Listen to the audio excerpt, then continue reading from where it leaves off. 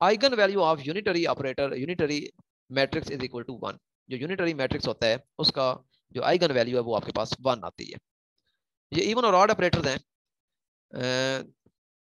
जब ऑपरेटर को आप दोनों साइडों पर पैरिटी ऑपरेटर अप्लाई करते हैं, ये देखें ए के दोनों साइडों पर पैरिटी ऑपरेटर लगा हुआ है और आपके पास दोबारा ए ऑपरेटर आ जाता है, मतलब है ए ऑपरेटर इवन है। और अगर माइनस ए आ जाता है तो इसका मतलब है ए ऑपरेटर जो है वो आपका ऑड है। इवन ऑपरेटर जो है वो पैरिटी ऑपरेटर के साथ कम्यूट करते हैं, यानी P A is equal to A P, लेकिन जो ऑड है वो कम्यूट नहीं करते, वो P A is equal to minus A P दे देते हैं आपको। ये कुछ और रिजल्ट लिखे हैं, एक्स का डैगर आप लें तो आपको दोबारा एक्स मिल जाता है, लेकिन डी बाई डी एक्स का डैगर लें तो आपको minus D by D X मिलता है। इसी तरह iota D by D X का डैगर लें तो आपको दोबारा iota D by D X मिल जाता है। पी का डैगर लें तो वो पी ही मिलेगा आपको। और क्योंकि ये हम ऊपर पढ़ चुके हैं कि एक्स और पी जो है ये हार्मिशन है, और जो हार्मिशन होते हैं उनका डैगर लेने के बाद आपको दोबारा वही मिलते हैं। और कांजुगेट की अगर हम बात करें तो एक्स का कांजुगेट लेंगे तो आपको दोबारा एक्स ही मिलेगा, और पी का कांजुगेट लेंगे तो आपको दोबारा माइनस पी मिलेगा। इसके अलावा एल एक्स का ट्रांसपोज, ये राइट साइड पे लिखा है दूसरी लाइन में, एल एक्स का ट्रांसपोज जब आप सॉरी डैगर लेते हैं, एल एक्स का डैगर लेते हैं तो वो एल एक्स के ही इक्वल होता है। ये एल एक्स जो है ये एंगुलर मोमेंटम अलॉन्ग जी डायरेक्शन है, सॉरी अलॉन्ग एक्स डायरेक्शन है। तो नीचे मैंने लिया हुआ है एक्स की पावर एन पी। अभी हमने शुरू में पढ़ा था कि सिर्फ एक्स हो और पी हो तो वो तो आता है आयोटा एच कट बस, लेकिन एक्स की पावर एन हो तो क्या करना है, फिर आपने इसको इसका डेरिवेटिव जैसे लेते हैं कि एन शुरू में और फिर एक्स की पावर एन माइनस वन, बिल्कुल वही काम करना है। एक तो आयोटा एच कट लगाए ना, और एन शुरू में और एक्स की पावर एन माइनस वन साथ आ जाएगा। क्वांटम मैकेनिक्स के जो है वो 5 पोस्टुलेट्स हैं, ये आपने याद रखने हैं, जिसने स्टडी करने हैं वो इस यूनिट में देख सकते हैं। पोस्टुलेट्स ऑफ क्वांटम मैकेनिक्स ये 5 पोस्टुलेट्स हैं। प्रोबेबिलिटी डेंसिटी, ये हम पहले भी डिस्कस कर चुके हैं, दोबारा आपके सामने आ गई है कि आप प्रोबेबिलिटी डेंसिटी को कैसे लिखते हैं कि जो आपका वेव फंक्शन होता है उसका मॉड लेके स्क्वायर लेना होता है, और इसको आपने कैलकुलेट कैसे करना होता है सामने फिर लिख दिया है कि क्योंकि ये इंपॉर्टेंट चीज, इसलिए मैं इसको बार बार लिख रहा हूँ ताकि आपको अच्छी तरह नशीन हो जाए कि इसका मॉड का स्क्वायर कैसे ओपन करते हैं। इसका एक दफा स्टेरिक लेना होता है और फिर आपने साथ उसको एज इट अपने आपके साथ मल्टीप्लाई करवाना होता है। प्रोबेबिलिटी डेंसिटी क्या होती है, probability of finding particle in a volume D cube R located between R and R plus D R. Probability और प्रोबेबिलिटी डेंसिटी में फर्क है। प्रोबेबिलिटी है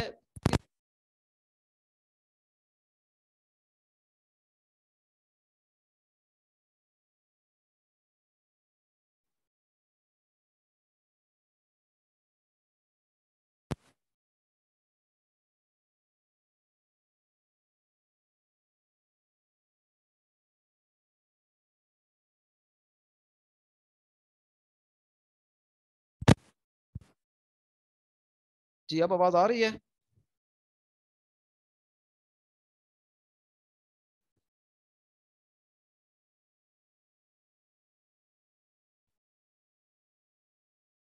चले मैं दोबारा इसको कर देता हूँ कि जो पोस्टुलेट्स ऑफ क्वांटम मैकेनिक्स हैं वो हमारे पास 5 होते हैं, और प्रोबेबिलिटी डेंसिटी जो है वो आप फाइंड कर सकते हैं। जो वेव फंक्शन आपको पास गिवन है उसका मॉड लेके स्क्वायर ले लें, और इसको ओपन कैसे करना होता है, इसको आप ओपन कर सकते हैं Sai steric into Sai.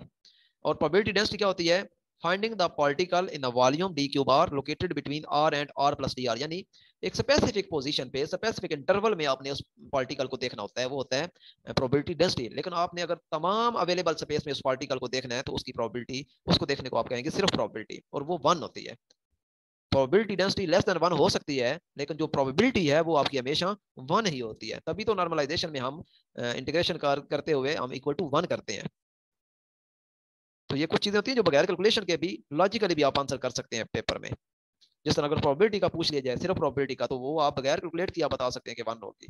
Probability आपकी टोटल अवेलेबल जो स्पेस है उसके अंदर पार्टिकल के पाए जाने के चांस है वो तो 1 होंगे, लेकिन किसी स्पेसिफिक पोजीशन पे पाए जाने के चांस उसके कुछ भी हो सकते हैं, लेस देन 1 हो सकते हैं, 0 हो सकते हैं। जिस तरह मतलब एक हाइड्रोजन का एटम है, उसके अंदर इलेक्ट्रॉन है। अब पूरे उसकी जो हाइड्रोजन एटम की जो अपने एक वॉल्यूम है उसके अंदर इलेक्ट्रॉन के पाए जाने के चांस तो 1 है, लेकिन आप कहें कि जी यहाँ पे न्यूक्लियस में इसके पाए जाने के चांस कितने हैं, तो वहां पे तो 0 भी हो सकते हैं। और आप किसी खास जगह पे भी कह सकते हैं, हो सकता है वहां पे उसके होने के चांस 1/2 हो। एनी हो, टोटल प्रोबेबिलिटी जो है वो दोबारा फिर लिख दिया, ये बार बार लिख रहा हूँ ताकि आपको ज़हन नशीन हो जाए। साई मॉड का square D Q bar is equal to 1। Principle of superposition, probability अगर आपके पास डिफरेंट प्रोबेबिलिटीज हैं P1 प्लस P2 तो आप उनको ऐड अप कर सकते हैं और इस तरह आपको टोटल प्रोबेबिलिटी मिल जाती है। ऑब्जर्वेबल क्या है जी, ये एक डायनामिकल वेरिएबल होता है दैट कैन बी मेजर्ड। जिस तरह मैंने शुरू में भी बताया था कि वो वेव फंक्शन के साथ एसोसिएट वो चीज़ पोजीशन हो सकती है, मोमेंटम हो सकता है, एनर्जी हो सकती है, स्पीड हो सकती है, कुछ भी चीज़ हो सकती है, तो उनको हम कहते हैं ऑब्जर्वेबल। और इनको फाइंड करने के लिए जो हम टूल इस्तेमाल करते हैं वो होते हैं हमारे पास ऑपरेटर। तो ये याद रखना है, ऑपरेटर के लिए हम उसके ऊपर हैट लगाते हैं, और ऑब्जर्वेबल के लिए हम ऊपर हैट नहीं लगाते। For every observable we have an operator to extract information. Physical observable are represented by hermitian operator. ये भी याद रखें, जो फिजिकल ऑब्जर्वेबल है उसको आप हॉर्मिशन ऑपरेटर से रिप्रेजेंट कर सकते हैं, बल्कि हमेशा करते हैं। ले जी, हैमिल्टोनियन आ गया। हैमिल्टोनियन जो है वो इक्वल है -h² / 2m del plus v of R T. और जो हैमिल्टोनियन है ये याद रखें, ये हार्मिशन होता है। या मुख्तलिफ चीजें आ रही हैं जो हार्मिशन हो रही हैं। एक तो हम एक्स का पढ़ चुके हैं, पी का पढ़ चुके हैं, और अभी हम हैमिल्टोनियन का भी पढ़ लिया कि ये तीनों हार्मिशन होते हैं, और इनकी जो एनर्जी आइगन वैल्यूज होती हैं वो रियल होती हैं। ये भी हम ऊपर पढ़ चुके हैं।